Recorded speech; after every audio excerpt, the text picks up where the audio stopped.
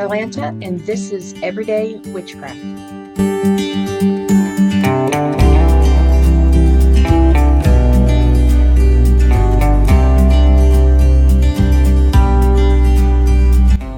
Here on Everyday Witchcraft, we explore everything from witchcraft to the occult to the paranormal and the spiritual.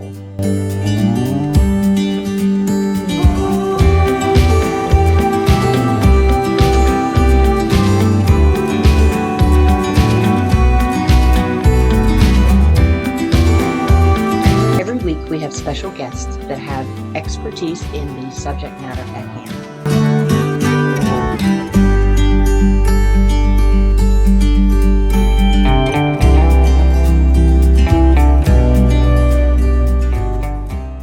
Welcome to another episode of Everyday Witchcraft. Tonight's special guest is Gina Cole.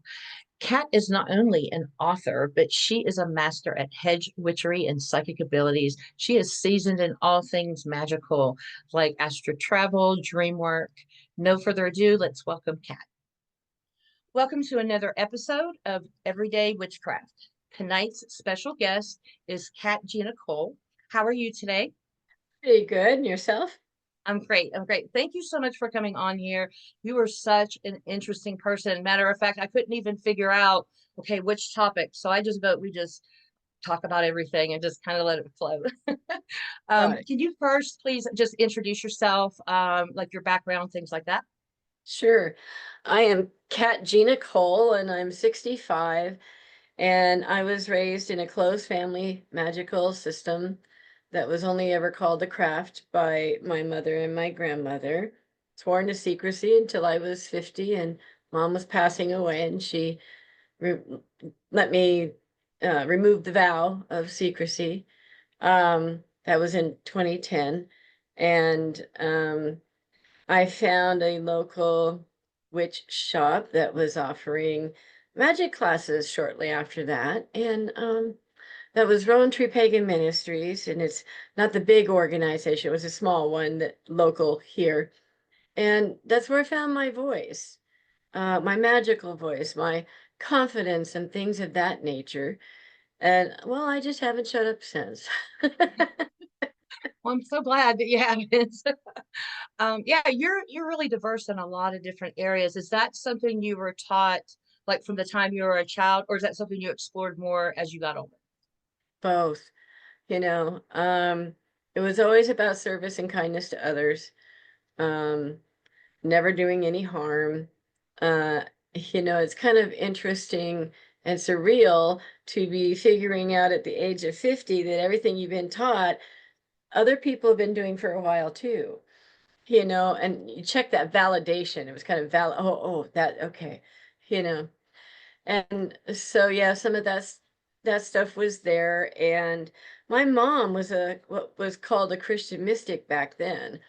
And so I was also raised in the Salvation Army Church. It was very community oriented, you Mhm. know. We were all one big family kind of thing. And um, she would sit there in church while we're in the sermon or whatever and looking at the Bible or the reading, going, "That's dream work. That's a spell. That's an incantation." I was so scared she was going to get us in trouble. Yeah, absolutely. Mm. I was just having a conversation with some people recently, actually, because I like to bridge the gap. You know what I mean? Like I love to have these conversations as long as the people are open and receptive and we can exchange information, obviously. But we were talking about the different things that were literally like it's the same. It's just called something different or maybe done slightly different, but it's the exact same thing. These are spells. Matter of fact, we even brought up, like I brought up solar energy because in my head, I'm thinking, well, wait a minute, what is the difference between maybe charging some water under the sun and this solar blinky light that's so pretty? What's the difference between the two of those? There is One's none. mechanical and one is natural, and that's about the only difference. It still Yeah, has the sun's power that, does its thing, it does its thing. and yeah, and my mom was very versatile that way too. Grandma was more, uh, I want to say traditional, but not in the sense of traditional British magic. She was just more old granny witch kind of traditional. And my mom and her both were, don't judge a book by its cover, Mhm. because at that time was the mid 60s when the civil rights movement was going on, and some other things that were pretty unkind and ungentle. Mhm. And um, I had to deal with that when I was in the fourth grade, Mm. you know, and Wow. I stood my ground, did what mom taught me, and I defended that person of color. And Mhm. well, my social life at school did not go very well after that. Yeah. But I didn't Yeah. care. Yeah, I'm about 10 years behind you, and it was still kind of like that in school. And I never, I mean, in all honesty, I have never looked at people, color, race, gender. I've just never, I don't know why, I just never have. A matter of fact, I can remember I was talking to a friend of mine because I'm still learning the he and she and they thing. I'm still learning it. I'm confused, but I am learning it. But I was telling her that I was like 9 or 10 years old, and there was a girl. I had just moved to a different area, and there was this girl I had a crush on. I didn't think anything about it. I just didn't. I mean, I just loved to love, and I had a crush on her. And then I realized, like, once I started saying little things here and there, I was like, oh my gosh, this is wrong. I Why is it wrong? I don't understand. But I mean, it's so weird. But we still also had a lot of, you could tell, like, people of color were definitely separate. It was just, to me, I was confusing. It was Yeah, confusing. it was very confusing, but that's also part of what started my fire. I'm a triple Aries in astrology, and so I pity my mother raising me, but it's all her fault. She made me this way, you know. And Sweet. so yeah, a lot of my fire started coming from that, and I have ever since had this sense of justice and morality Mhm. that I won't compromise, but yet I'm interfaith, and that's what I won't compromise. So in 2011, I got to do some interfaith panels at the local college where there were 6 different religions represented, and I was one of them. And I love that stuff. In fact, I want to go back to doing that in our local college now that we have the temple put up, and things like that. So that'll be a lot of fun. Oh, Reaching out, we're absolutely. going to need it because of the election. We need that diversity teaching right now. I know, we really do. It's so scary right now, and people are just at each other's throats still. And I'm like hiding in my apartment, going, what do? But yeah, yeah, we really do need that. So do you have stuff like that coming up that you're going to be doing? You've already got stuff lined up, or is this stuff you're sort of going to embark on after you kind of finish some projects at home?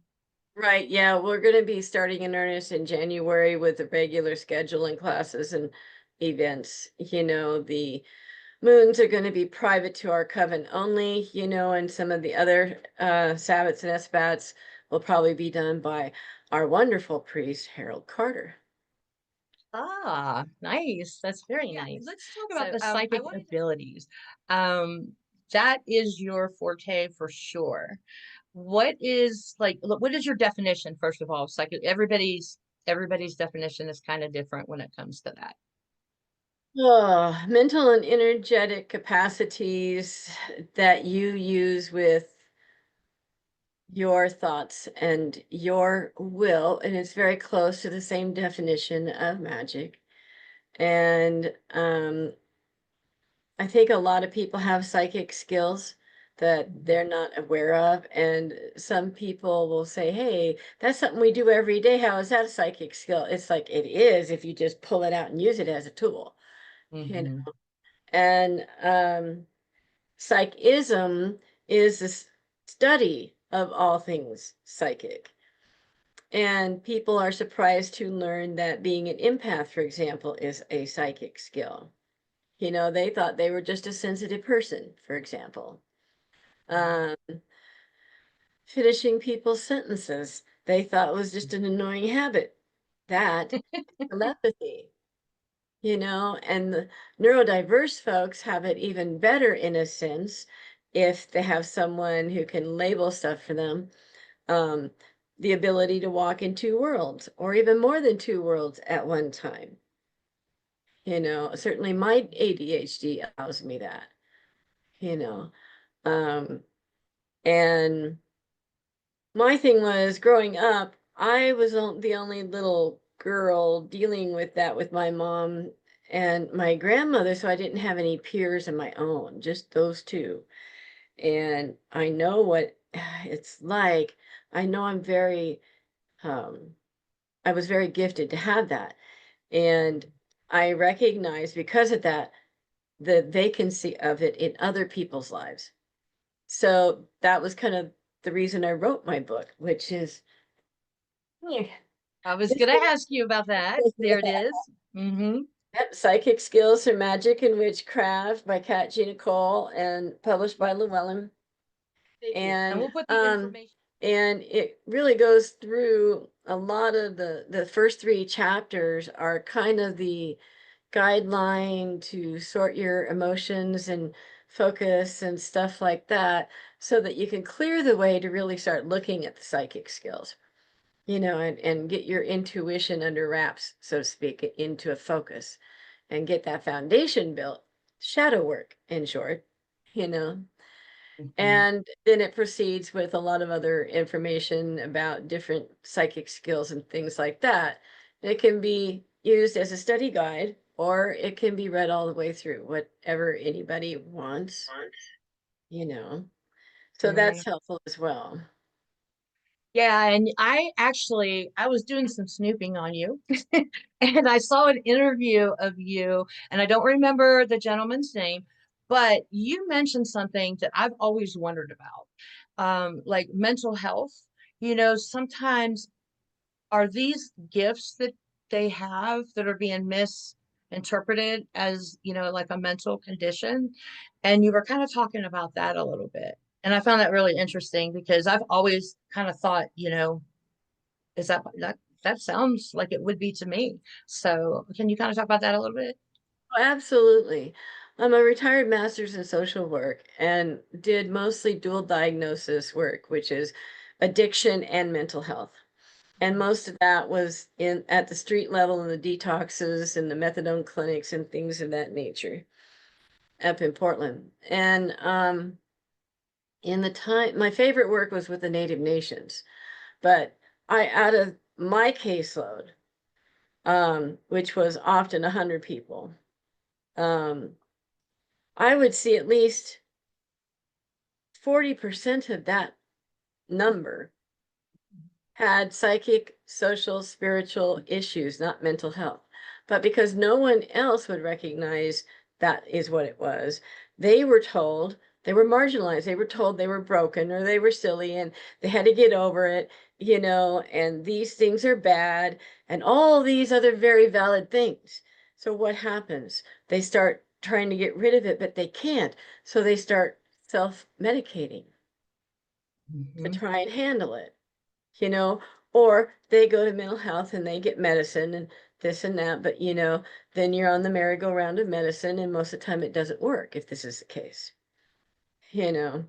And I was really thrilled about 2 years into my practice one day at a yard sale and found Judith Orloff's book. She's a PhD and it's called Second Sight. And that book just gave me permission to use my skills with my clients and to discuss that with them, you know, and that really changed my practice Wow. after a while. And it's much easier to spot, but after doing it for a number of years in the office, um, some things were coming to light for me about how they keep track of statistics, but they tell you that your files are confidential and dot dot, and there was some slight ethical uh, conflicts there. And I just decided that I could reach people better out on the streets. And that's more to my values and my ethics anyway. And so, Right. um, 2 years ago, I was at the Eugene Pagan Pride with Oberon Zell, and I had just got done talking, and it was his turn. And this gal comes by and said she had a donation that she wanted to give him. And the boxes just kept coming. And I was like, oh, you got to put that in my van because I knew he was about to move and stuff. And Mhm. him and I would sort it out later. And so that all came home with me. And my husband did not see me for a month. It was the entire 50 years of witchcraft history that I did not know about. Yeah. Oh my goodness, how cool is Landed that? in my, I know, right? Landed in my lap. Almost the entire collection of Green Egg magazine, the entire collection of the Gnostica newspaper that Llewellyn used to write, Mhm. and handful of other things, Circle Sanctuary, and Dr. Leo Martello. And then I get to these two pieces of paper that are hand typed, and I look at them, they're a newsletter of sorts. And then I realized they were typed by Doreen Valiente in 1964. Oh my And my goodness. hands, I know, my hands started to tremble. And I was like, oh shit, and I'm smoking in here. That's so wonderful. Oh my And goodness. right, I can't even and imagine. right. And so in that moment when I'm holding those, I was like, this does not belong to me.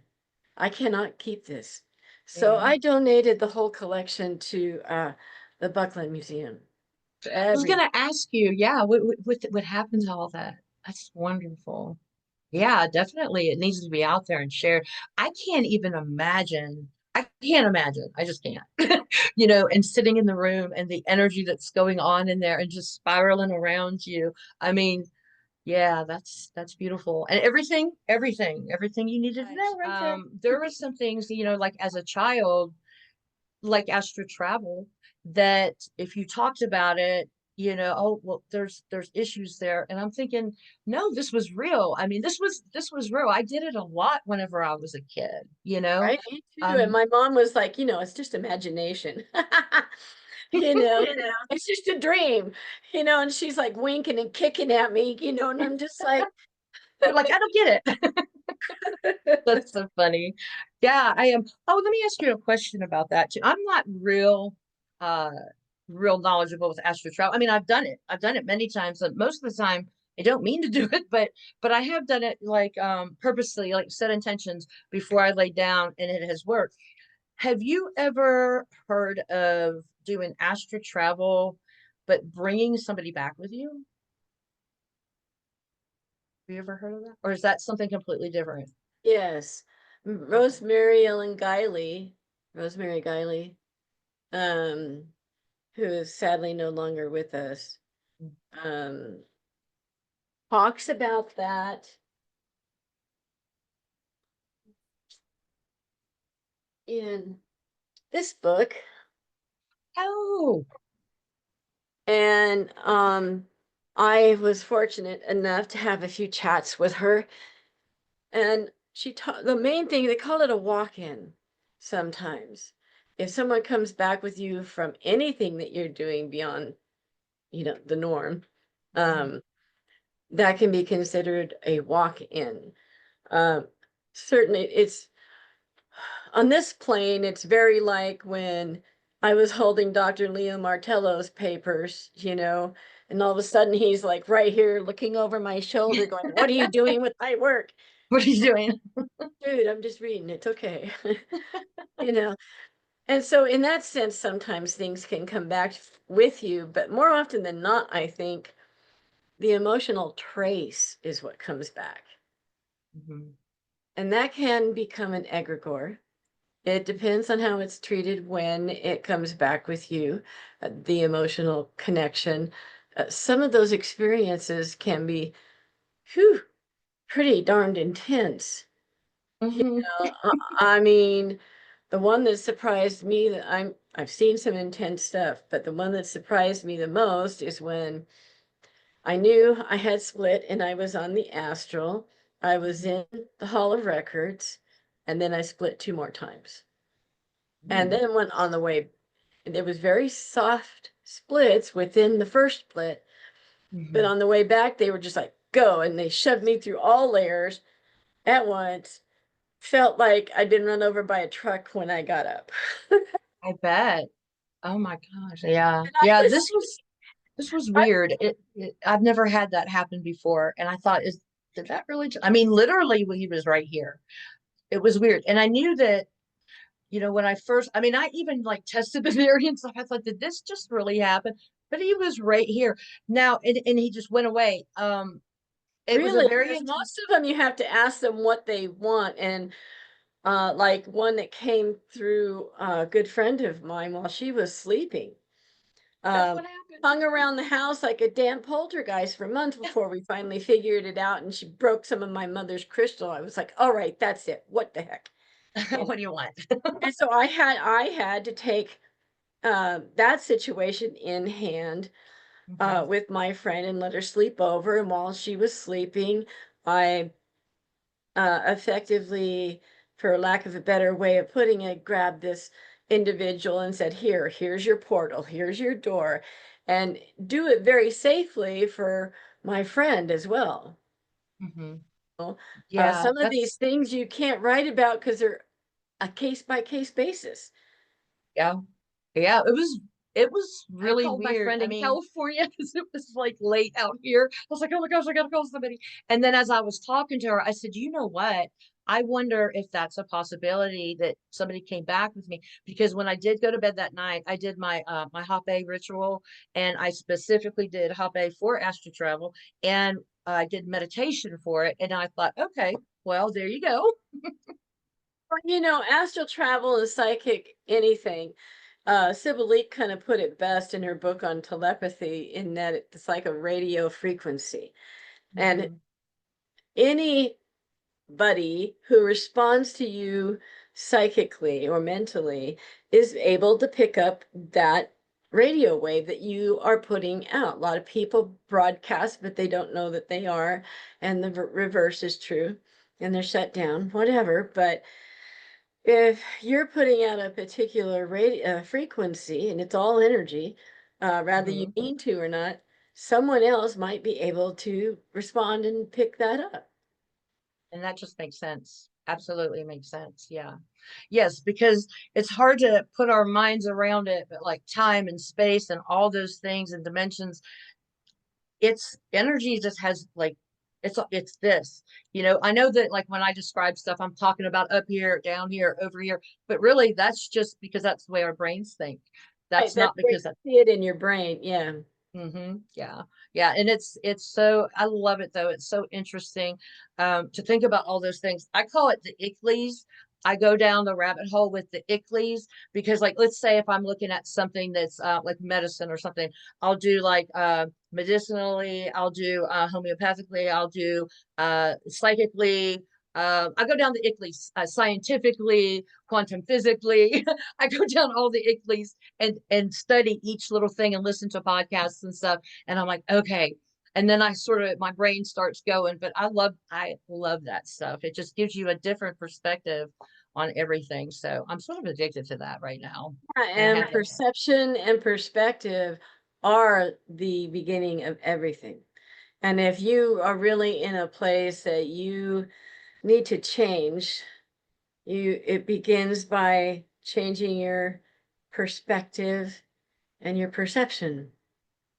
So that, mentally, I talk about the five faculties of the mind: the intellect, the will, discernment, and a couple of others. And we do this millions of times a day. You know, Mhm. you draw it out and make it a tool, and it explains a lot of the things that we do psychically. Well, that And makes sense. Yeah. yeah, What about you mentioned like okay, so one of the and I'll tell you like kind of my definitions of them. You have the intellect and the intuition. Okay. My intuition is on point when it comes to everybody else. It's on point with me too. I just tend to let the intellect affect it, and therefore I ignore the intuition. But so the way that I think about it is, the intuition is like the soul speaking to you, and it's of course that first. The intellect is it literally starts when somebody that you're like when you look at a person even, and then when they open up their mouth. So it's anything, it's things that you've learned, things that you've experienced, but it's also what the person's saying to you and how they're looking at you. That first, like if you're meeting a person, that very first feeling, right there, that would be your intuition. All the other stuff is when your intellect starts. Is that the way you describe it, or is it a little different? Well, I think there are times that I reverse that. I get someone is in front of me and I'm listening and paying attention, so Mhm. that's the awareness first. So I get the stimuli, I get the information that all those faculties pick up. And that to me is usually, not always, but usually what stimulates my intuition that then tells me how I feel about it or what my gut feel is. And how do you recognize, how do you hone in on recognizing that personally? Do you know what I'm asking? Because I t- I used to, I'm learning differently now. Um, like I said, other factors, I kind of want to ignore this and ignore that. And my intuition is on point, like I said, with everybody else. And it is usually on point with myself.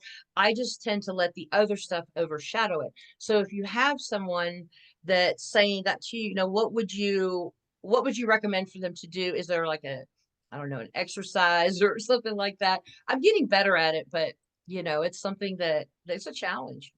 Yeah. The three main things throughout my entire book are there because they have been the main things I've used to keep myself right, you know, because I am the worst child I have ever raised. Let me tell you, my brain gets going on. I'm like, shut down, don't do that, you know? I love it. And it's like, out of the way, I want to listen to my intuition, so there's that element. I think we're human, I think we all kind of go through that part, and it's hard, sometimes hard for us to sort that out. The more you meditate, the more you will notice the subtleties, though. But those three skills, pause, sense, and scan, man, let me tell you, they help with anxiety, they help with stage fright, they help with oversensitive people and empaths, and the list goes on. I used to have stage fright and couldn't speak publicly without stuttering or crying. Not anymore. Oh. And I would have anxiety and things like that. And pause is where you just stop, take a breath, let yourself have a little space. Then, sensing is when you begin to notice, use your awareness and intellect to begin to notice what the stimuli is. Is it interior, psychic, spiritual? Is it exterior and the jerks you're working with? you know? And then if you think that maybe the people around you are causing the issue, the wonderful blessing to that is it don't belong to you. You don't have to live it. You do not have to carry it.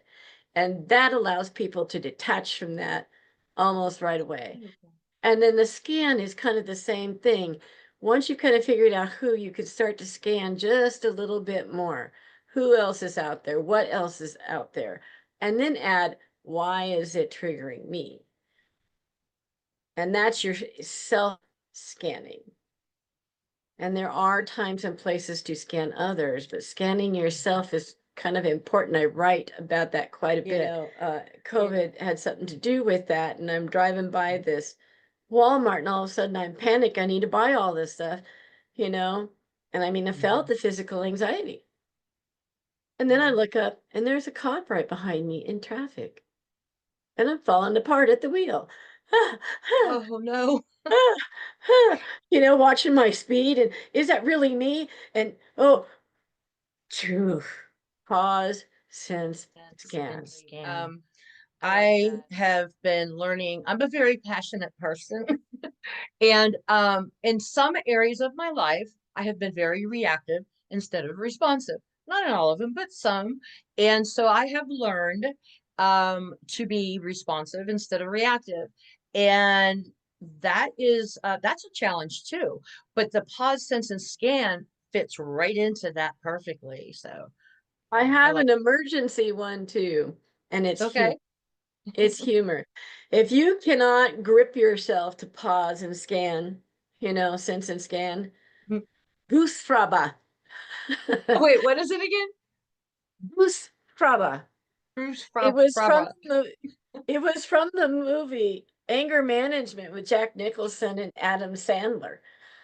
My goodness. I haven't seen It's that the movie in so long. I'm gonna have to right watch that it was that was the key word, now. it's like, Okay.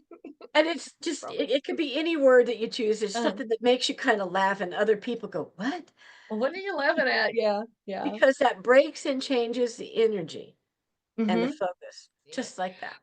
No, that's a great idea. But I do love the pause, sense, and scan. And you do write about that throughout your book, right? So, okay. Absolutely. Yeah, that's not one of my favorites. Is it, do you get your book through Amazon or do you go to just Llewellyn's? But like, where's the best Any- place to get it? Anywhere a Your book website? is sold. Okay. There are some local shops here in Oregon that sell my Hmm. book. And Amazon, Llewellyn, Barnes and Noble, Goodreads, All the good stuff. just yeah. Okay, great. Yes, it is on my wish list. And yeah, because I kind of, like I said, I sort of snooped on you a little bit and watched a couple of your interviews. I actually I watched most of it because I listened to it because I was driving in the car.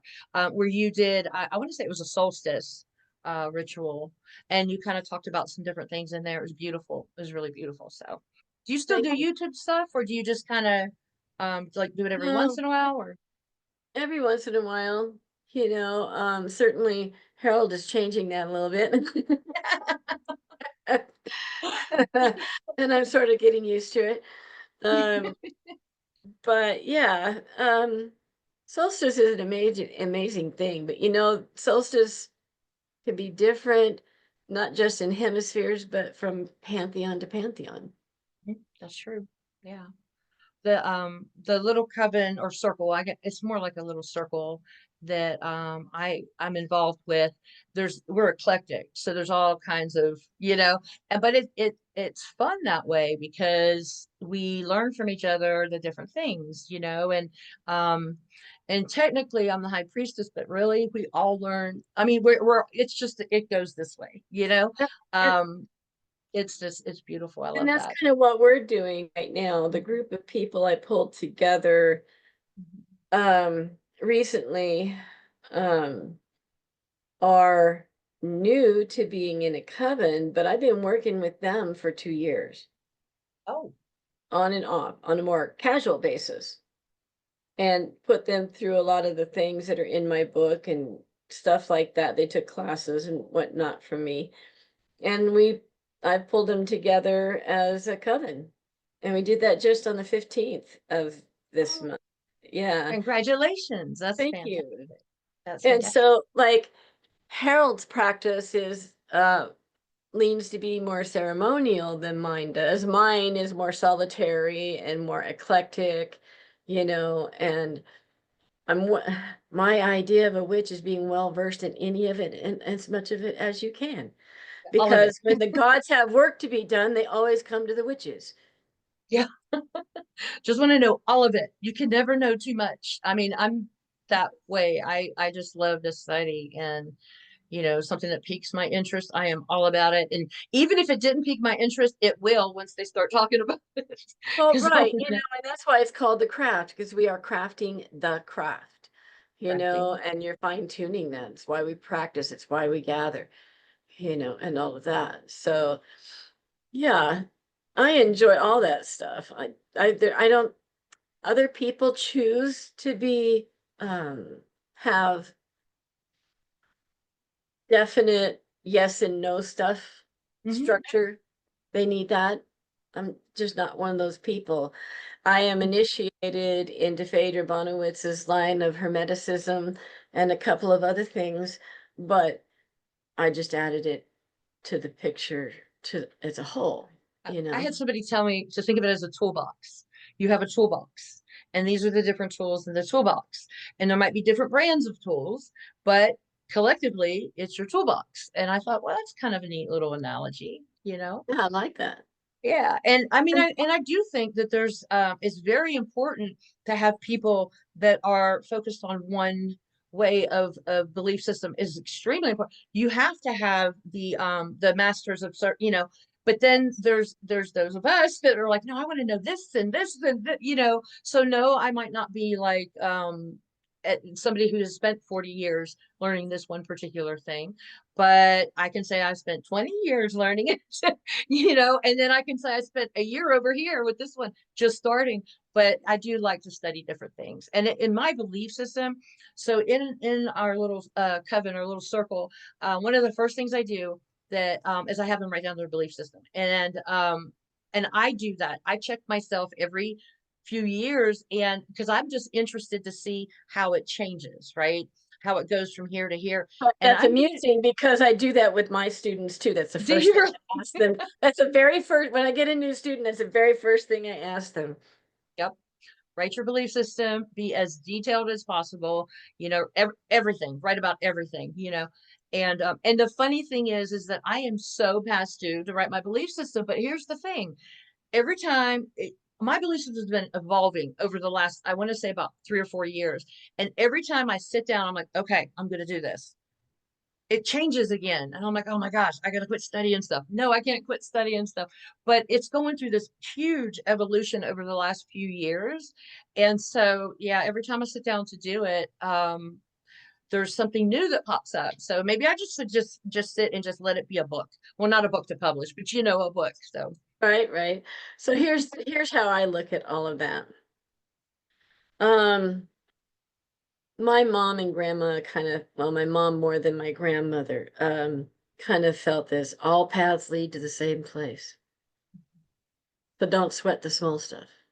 I mean, and yeah, I love what you said about we need the masters of each particular pantheon and teaching. We need those masters to be specific so that when the next flittery person comes around, they get a good education and get good, solid information. And you asked right. about the internet, and there you are. That's what it is right there. They see there's a lot of, oh, we're better than, oh, and this is not British, and this is a lot of that. It's like, stop it, you know? And it's like, and then they're like, oh, they don't know nothing. They're too young and they're doing this TikTok witchery. It's like, stop. Yeah, I mean, stop. all of us, as we were coming on to new things, went a variety of ways until Hmm. we found that niche that worked for us, Hmm. and it is not becoming to the pagan community to be bitching at each other. No, it's not. Mom says stop, God damn it, go to your room. You go there and you go there and don't come out until you can get along. Well, that's the way it is too, though. Like with the spiritual community and the pagan community, I get it. I see. I don't really get it to me, but I see a lot of like, well, no, this and this and this and I'm thinking, yeah, but it's all intertwined. Like, yeah, it's all intertwined. Spiritualism and witchcraft and magic, all of that is woven together. You know, just get along. Right. And like I said, all the paths go the same place. So this Mhm. was, so at my 13th year before initiation, my mother made me go to almost every single church in the local area by myself. Oh my goodness. Yeah. And I mean, she'd drop me off, she'd pick me up, Mhm. that thing. But that October was my initiation. And I was asked, now that you've had this experience, and I had to read the whole Bible. And At they're like, 13. yeah, at 13, that's what I wanted to do with my summer. Thanks, Mom. Yeah. But so I was asked, what do you prefer? You're given the option. And then it's like, excuse me, you've been raising me as a witch for 13 years and you think there's an option? I've never looked back. I chose, the family craft and there I've stayed. It's very much how I live, it's how I identify, and the word is witch. That's all there is to it. That's it. That's all there is to it. Yeah, my saying's always been a witch is a witch is a witch.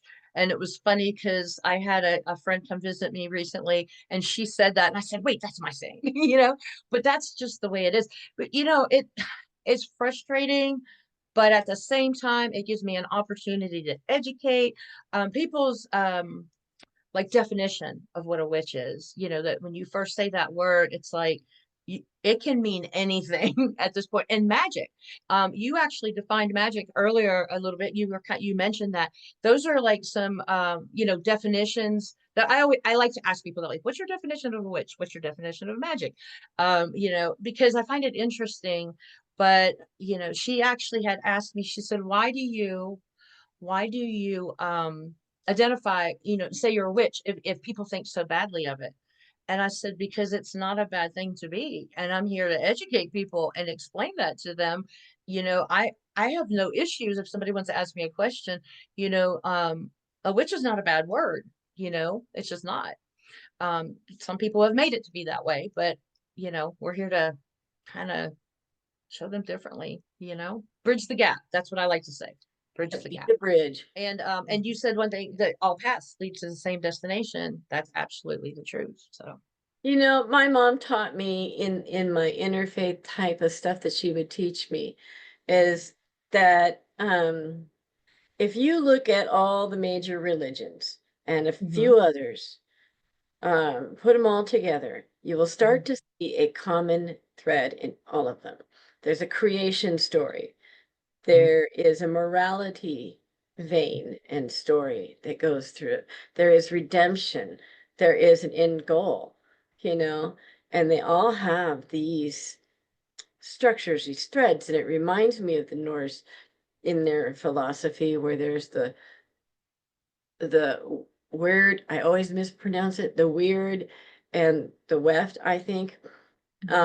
But it's like the fabric that gets woven, one goes this way, the other goes that way. mhm, And one, you have a little bit of room to change things, but not a lot. And the other one is the main structure. You know, scorpion is a scorpion, mhm. you That's know, beautiful. right? Yeah, that's And beautiful. and so if you look in an interfaith way at it, you will find these common threads. And then you'll relax a lot more about religion. Is it a religion? Is it a practice? I Mhm. get to choose that for myself. You get to choose that for yourself. We do not get to define it for the whole world. Right. Right. Yeah, that's, I mean, yeah, that's just the way it is. And I do like to study the different belief systems. I say study. I like to, well, no, I do study some of them, like actually studying, but I do like to look into and you know, ask questions. And even among the people that might have one particular practice, even they're different, like with the Baptist church. You know, you have so many different types of Baptist churches, and I've experienced probably all of them, probably because I live in the South. But yeah, I like to do that. I like to look into people's belief systems and show where there's the, you know, the What about commonalities. empaths? Okay, empaths. I am very much an empath, and I have learned to be able to disconnect when needed, because I, you know, years ago I didn't have that knowledge or that skill to be able to disconnect. It was kind of like I was around everybody and I felt everything all at once and just all these different things.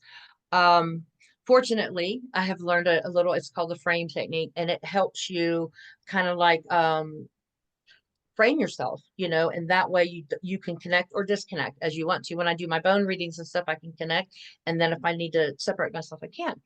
Okay. One of the things that I learned that I'd like your opinion on is empaths and narcissists are both the same, just different ends of the spectrum, but they're both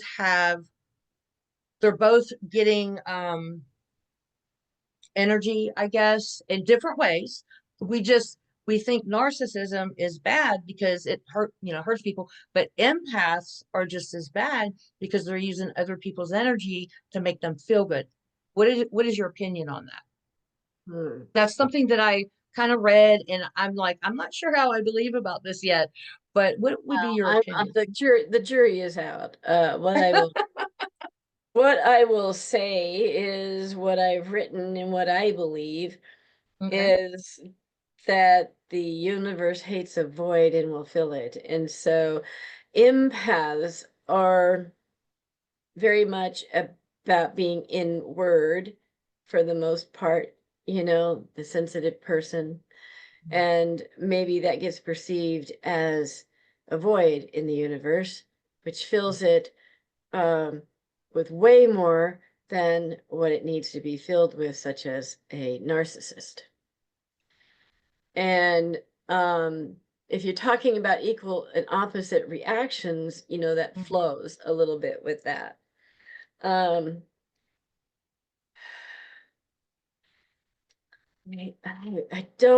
I can't sit with an empath draws that to them naturally. I can't do that.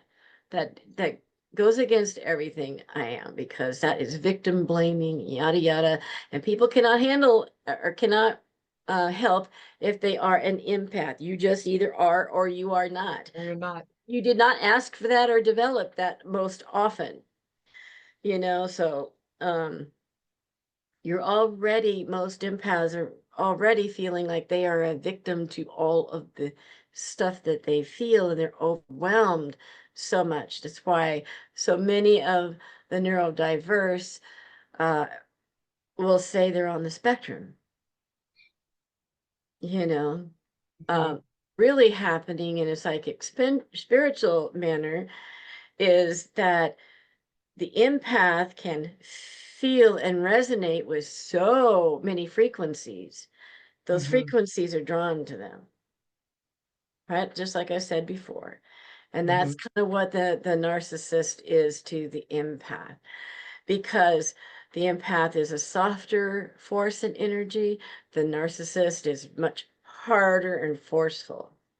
So the narcissist is looking for someone they think they can manipulate, Mhm. and take on this, ego fueled ride of abuse. And so I think that's how those attract to each other. Okay, that makes me feel so much better because I was like, I thought, you know, no, no, that That's doesn't your make. intuition, and it was correct. It was No. correct. But See, do I you told read for you. yourself? Do you do daily readings? I divine for myself at my altar mostly, you know, Oh, in meditation and trance. I mhm. have a deck of cards that used to belong to my grandmother, that belonged to my mom, that now belong to me. And all I have to do is think about those darn cards, and I have mom and grandma. Just, Oh, how neat. Yeah. and they're right there on my altar. And those are private. I don't ever use those for public. I rarely use cards to divine in public, unless there's something real specific I got to say to somebody. But I read by touch, mostly people by touch or sitting with them. And I'm a clairvoyant empath for the most part. Okay. And so I'll get these feelings and then I get pictures. Um, Oh, that's neat. yeah. And so that's pretty accurate most of the time. I And like. yeah. If I'm reading for myself, it Mhm. I'm really confused. It's in the cards. It's like, all right. Yeah, I've noticed that recently, like in the last few years, the me sitting down with somebody, I'll like all of a sudden just get like a feeling, I guess. It's not really pictures or anything. Because like I said, I communicate with the ancestors and they kind of channel through me. And I'll just be speaking. And then like right after the reading, maybe 15 minutes goes by. I don't remember anything I said. I might, like I remember like, really, really strong things, but a lot of it I just don't remember. But I've noticed that in the last few years, whenever I sit down and before somebody, I can kind of already know what they're going to want to know, or what's going to be shown. And I've never had that before. Or maybe I did and I just didn't recognize it. I don't know. But in the last 5 years, there's a lot of changes that I've made, like through spirituality. And that's probably what it is. It's just, things kind of getting in tune. But yeah, I've never had that before. And now that's something new that I'm exploring. Right. I used to be a very prolific lucid dreamer. And in my accident in 2018, that changed overnight. And I mean, that's what fed my soul. And I've been working my way back to that. And instead of the lucid dreaming, other gifts have come. And I think that as we educate and as we experience, different gifts will come forward at different times. You know, it's Mhm. you want to be a whole picture, not a one trick pony kind of Yeah. thing. Do you know what I'm saying? Oh yeah. And so I think people all have more than one psychic skill that they use, you know. Uh, Lola Starr calls it mom ears, you Mom know. ears. Yeah, you know, where she could like, what is that? You know. Yeah. And That's cute. yeah, you know, and the biggest when it comes to intuition and empaths and stuff like that, it's like the one thing that is the loudest, silence. We're so used to the hum and the Mhm. buzz and the energy coming and going, and we've done very well with that to manage that. You turn it all off, and it's like, wait, what? What? Something, there's shit going down. You know, Yeah, stop the exactly. planet for a minute. Stop everything. Yeah. Yeah, there is no silence these days, is there? You have to make that silence. Everything's so fast, which is, I mean, on the one hand, it's really good, but then on the other hand, it's like, stop, slow down. Like on the social media and stuff, I barely get on social media anymore, but I do like it. But I just barely go. But I don't do any of the chats. I have text, I have email, I have phone calls because I get stressed out all the different chats. I'm like, I will go on there and just check on Facebook every once in a while. I do. I check to make sure, there's nothing on there. But it just seems like everything's this, and I'm like that enough. I don't need Like, more. I could not get on the um the wheel of publicity after my book came out. Um, I tried, but it wasn't me, and it just went against everything that I was. So I had to just let go of my book and let it be whatever it was going to be. And then what I wanted it to be is something to teach from, and I have that, you know, and I want it to be helpful to people. And that's how it's become. And I just can't do all that marketing and stuff. And Yeah. letting go after you beat yourself up so much for trying to do what you know you're supposed to do, you let go. Mhm. And in letting go, you find control and peace. You find the very thing that you're looking for. It is a paradox. And I write about that in the back of my book too, as well as detachment and discernment and a few other things, you know, compartmentalizing. That's how we empaths and psychics and witches all manage everything that we do. And one of the things is that it ties in with is I got very frustrated with most books that I had read in my time because they never answered the big questions that I had. So by God, once I learned them, I'm going to do it, you know? And there you are. But I think my favorite chapter in my book is chapter 10 is what they don't tell you, you Ooh. know? Yeah. And it is little things like once a doorway is open, it's always open. True most of the time. But if you are like shutting out your psychic skills, that door Mhm. does not open so easily, Oh. you know? Um, and there's contradictions that we have in our lives that produce results. What you think becomes what you think and believe becomes what you do and becomes Mhm. the words out of your mouth. And we don't look at those paradoxes a lot. And people don't talk about them. They don't talk about how to use um, compartmentalizing or detachment as a coping Mhm. skill. They just say, bad, bad, bad, don't do that. Right. Wrong. Yeah. Or they say you need to learn detachment, but we're not going to tell you how to do it. We're not going to tell you how to do it. But yeah, oh, I can't wait to get it. I'm so excited. I'm so excited. I'm I'm probably not going to sure order it's it. like What's your 9:04. favorite? saying that you live by?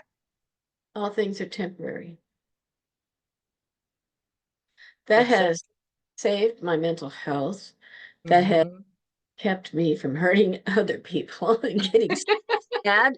Uh, as I deeply breathe and go, it's temporary, it's temporary, it's temporary. It's temporary. I'm gonna start saying that. It's temporary. It's temporary. You know? Every time I go to the doctor, it's temporary. It's Right. Yeah. Those moments that are just hard to manage, you know? And it's true, there's nothing stationary in this world. I mean, not it's true. life. The universe is always changing, the world is always changing. We Mhm. perceive that it's solid and unchanging, but it's not. But it's temporary, works in those moments when you feel like you're losing it. It's like that emergency word I was telling you about. Yeah, It, I love it. it's temporary.